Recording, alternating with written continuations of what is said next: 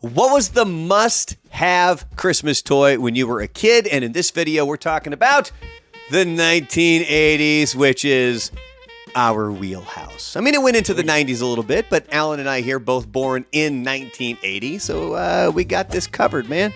We know exactly what we're talking about here. Oh, yeah. So, side note, to start out, though, the original Nintendo, the NES, could have technically covered from basically 1985 through 1989. I mean, that was always a hot toy during the Christmas season. So we'll do, I mean, we've already discussed Nintendo in other videos, Super Nintendo versus the Genesis, so we'll cover all of that later in regards to the NES. This is other toys here. Now, in previous videos where we talked about 60s and 70s toys, there was really one particular toy that you could kind of look at as the hot item that year. For the 80s, there's a few that you can probably choose from. So I'll mention a few, and then I usually have one fact on one particular toy for that year. But we're kicking things off with one of the greatest years of all time, 1980. Oh, yeah. Rubik's Cube. It had to have been on the list. Can you do it? Have you ever, The Rubik's have you ever done Cube? it? Yeah. Yeah, you take the stickers off and then you put them all together. You're not the first person I know that's done that. So the Rubik's Cube, it was invented in 1974 by Erno Rubik, a Hungarian architecture professor. I don't know if I pronounced his name right, by the way. But here are some celebrities, or do you know any off the top of your head, actually, celebrities that can complete the Rubik's Cube? No idea. Will Smith is one. He even does it in the Fresh Prince of Bel-Air. There's an episode where he whips that. I even have one here. If I didn't have like a ton of things in front of it, I would show you here on the screen. Justin Bieber is apparently really good at completing a Rubik's Cube. There's a video of him doing it with James Corden during Carpool Karaoke. And Chris Pratt, Star-Lord himself, is able to do the Rubik's Cube. All right, moving on to 1981. This one was a big year for me. I don't think this is when I got one of these main toys, but we've already talked about it. He-Man was one of the big toys from 1981. The Lego train as well. Ooh. But I figured Lego is something that we could do a whole video on unto itself. There's no point in like really kind of scratching the surface there. So we'll cover Lego here in another video, but Smurfs, those were the big toys for 1981. There were Smurf toys? I've never even seen a Smurf toy. Yeah, like plush Smurfs, I think. Oh, that was kind of the big toy. Now, there have been a lot of crazy rumors surrounding the Smurfs. The first the name comes from, you know, I meant to put a pronunciation. It's Le Schtroumpf. It's, I mean, when you're watching the video, I'm trying to think of which side the text is on. I think it's over this way. Yeah, over here. I'll spell it for you over there. But yeah, so that's what it came from. Now, the white hats, they're called Phrygian hats, or Phrygians, Phrygian. That's what the hats are called.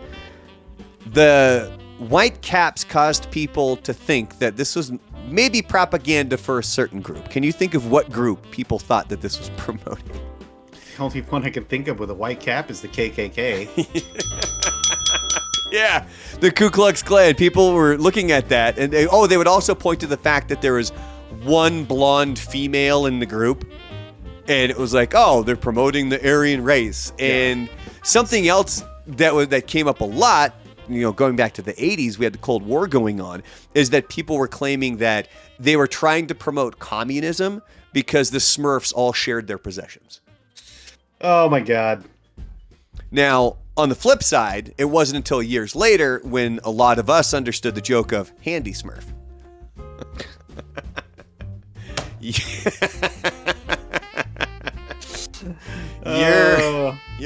I still have this cold.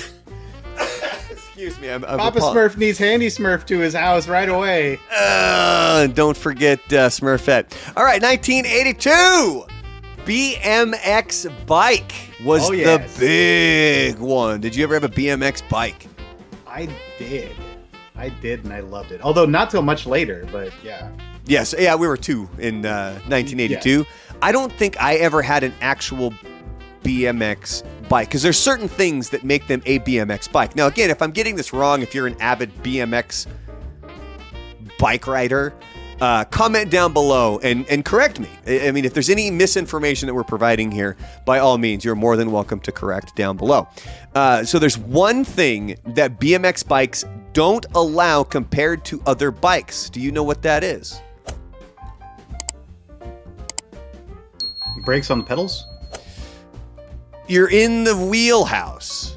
There's no speeds allowed. It's just one gear. Oh, yeah. On a BMX bike, it is one gear, so there's no switching gears, and there's also just one brake.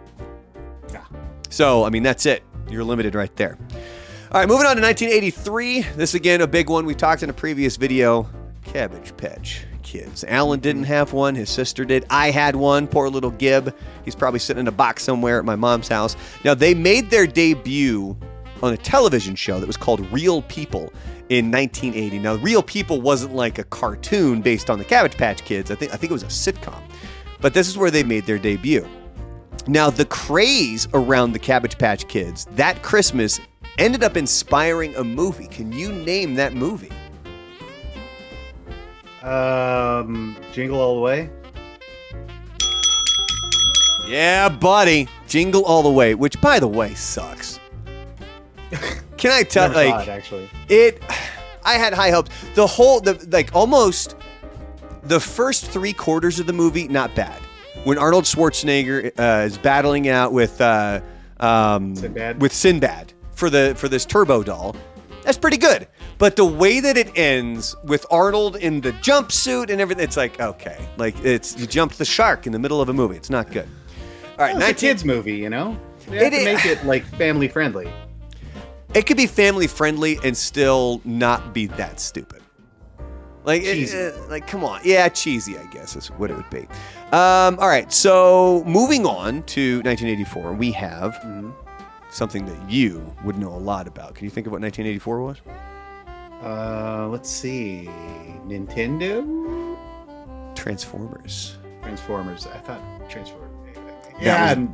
That was the big one. So if you know in the movies, the Michael Bay movies, they changed Megatron to a fighter jet. What was he originally? He was a Walter PPK. Oh, you almost got it right to the gun. I have here a Walther P-38. Oh, it's P-38. PPK is what, I'm sorry, Walther PPK is what James Bond uses. Ah, see, there you go. P-38 is the World War II. I'll give you know what? 4.5. Is that 4.5? I don't even know. My brain is all spaced. How can you do half a ring? This is one ring. This is a half a ring. All right, moving on to 1985. There's 3 different ones here, of course. Like we said, Nintendo, that would have been a big one. Care Bears was a big Christmas toy back then. If you had one, comment below. Let us know what your Care Bear was. The Care Bear stare. But the real big toy for 1985 was Teddy Ruxpin. Teddy Ruxpin. That commercial creeped me the fuck out. It's kind of a creepy toy. It is. It is a really creepy toy. Did you? I never had one. I wanted one, and I was always jealous because I legitimately thought it did. I mean, being a 5-year-old kid, I assumed that it's not just this tape that's doing the talking. You know, like it's actually going to have a conversation. Bear. Exactly. It's going to be like Child's Play. Play. It's so Five Nights at Freddy's too, like the way it blinks and all that kind of stuff. Have you seen what they look like without their face? I think I have, yes. That is Five Nights at Freddy's. So yes. Teddy Ruxpin, though, got his technology from someplace really famous. Can you name where? I know this. I can't think of it right off the top of my head. I don't know. Industrial Light and Magic.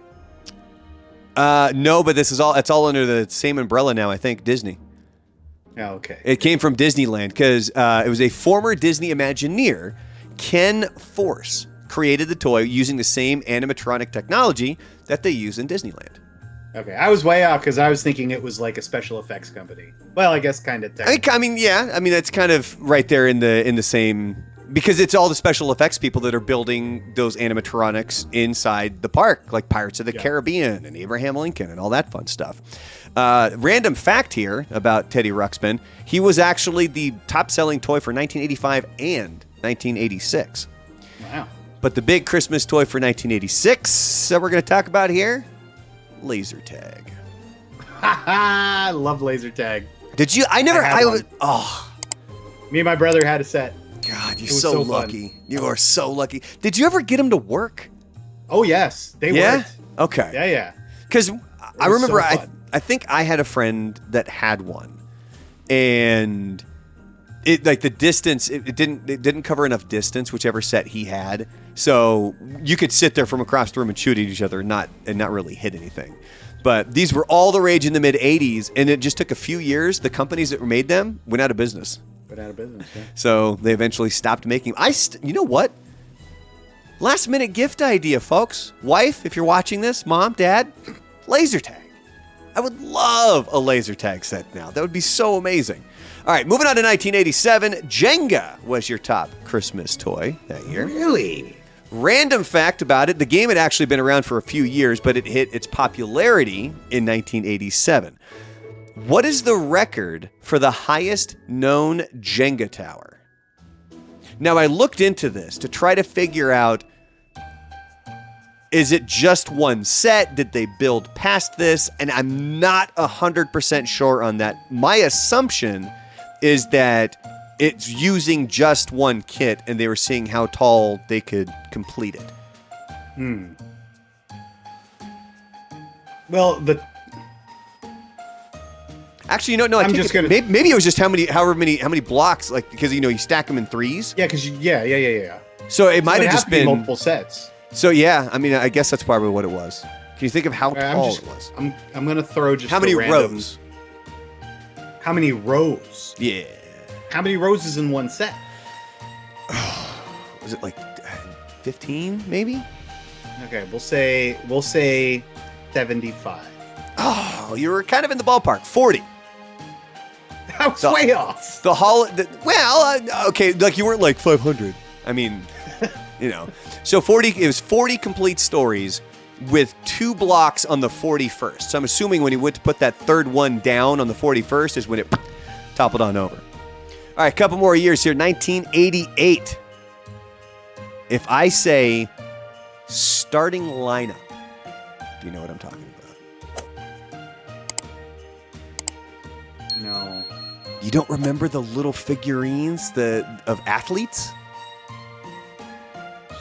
They were like posed. Yeah. I remember and like they didn't really move or anything. Or I think I had a Jim McMahon one, and it just and they came with the little trading card too. Yeah, it's starting lineup. Was that for some reason I was thinking the name of it was something completely different. I remember that. I kind of thought too, but starting lineup, I believe, is the name. It's got to be, right? See, now I got to look this up. I had a few of them. I remember I had a Jim McMahon one. I remember I had to be called Jim McMahon. starting lineup. That's what starting lineup. Oh shit. Did I have any other ones? I always wanted the MJ one. I had Shane Mack, I believe, a Minnesota Twin, because they couldn't find Kirby Puckett. So random fact here about starting lineup. The figures, they were thought up by Pat McAnally. Again, I'm hoping I get his name right. He was a former Cincinnati Bengal. Oh, wow. And he created the toy, and he pitched it to Hasbro. I think it was Hasbro. And that's how the toys got launched. He didn't get his own figure until they had a 10th anniversary release in 1997. Only superstars get toys. Only superstars. Well, he was a superstar when it came to that stuff, man. All right, final one here. 1989 Game Boy was the big one. Yeah. And you know what I had? I had a Game Gear. Sega's handheld console. I remember I had the Ren and Stimpy game. I had one of the Sonic. Oh, it was a Sonic. It was like Sonic, like a Mario Kart, but with Sonic. I had that. Yeah. And I'm pretty sure it still works. I'm pretty sure I had the carrying kit and everything. I think that thing still works. It's got to be in my mom's house somewhere, I believe. Did you ever have a Game Boy? Oh yeah, I had one. My sister had one. My parents eventually ended up having one that gets stashed in the bathroom drawer, so they could play Tetris For the extra long deuces, huh? Yeah, my mom and dad were Tetris experts, bro. They were ridiculous. Oh, we'll get to that here in a minute. Do you know what the original Game Boy sold for? Oh, $150. No, way cheaper than that. $89.99 is what I have on here. Now, again, if I'm wrong, came with Tetris. Again, if I'm wrong, let me know down below. Now, the big question: what is the highest-selling game for the Game Boy? Tetris. And I don't believe that this is covering the DS. This is specifically Game Boy Color. I think are all sort of under one umbrella. Yeah. And you're saying Tetris. Tetris is second. I'm saying Tetris. Second. Really? So Tetris was released June 14th, 1989. Oh, it would have to be Pokemon. Absolutely. So Tetris released June 14th, 1989, sold 35 million copies. Do you know which version of Pokemon? Red. Or what? I'm sorry. Actually, no, I take it back because it's Pokemon Red, Green, Blue, and Yellow that was released February 27th, 1996. I would sold probably 46 million copies. I will say I'm sticking with Red. No, it's all of those combined. Oh. Yeah, it's not one particular one. But you know what? I'll give you credit. Damn it. It was Red. We'll say Red from here on out. And we're going to do a full deep dive on Game Boy later on down the road here, where we'll kind of get into the ins and outs. Remember all the attachments and shit that you could buy for it? Like there was the magnifying glass, so it made the screen look bigger. You had the lights so you could actually see the screen. Yeah, the speakers on the side. I think I saw somebody post a meme. This was years ago, like when Facebook was really first starting out, and they had put, it was a picture of the Game Boy with all the attachments on it, and it looked like a mutant. I mean, it looked like a transformer, for crying out loud. And with all the attachments, that thing probably had to have run $500. If you add up the cost of everything, it had to have been like $500. But we'll do it. And those attachments had to have their own batteries too, so you had to have like D cells in those. Yep. Yeah, absolutely. Great. Oh yeah, we'll do a full deep dive on the Game Boy here down the road, and future videos here coming up. We're going to get to the Santa Claus next. That's going to be a video. We're going to talk about that original movie with Tim Allen. We're also going to talk about the hot toys of the 90s, because technically we were still kids, so we would still have an idea about a lot of those toys that were coming out in the 90s. And then we're also going to get to a Muppet Christmas Carol as well. But in the meantime, make sure you're clicking like down below. Comment if we got something wrong, or maybe you agree, like one of the toys, and you have a memory you want to share. Put that down there as well, and then click the bell so you get the notifications when new videos go up. And you can also check out our live streams, like when Alan and I totally dominated at Warzone and kicked everybody's ass in duos. Got bigged up, baby. We did. We're amazing. We are experts, pros.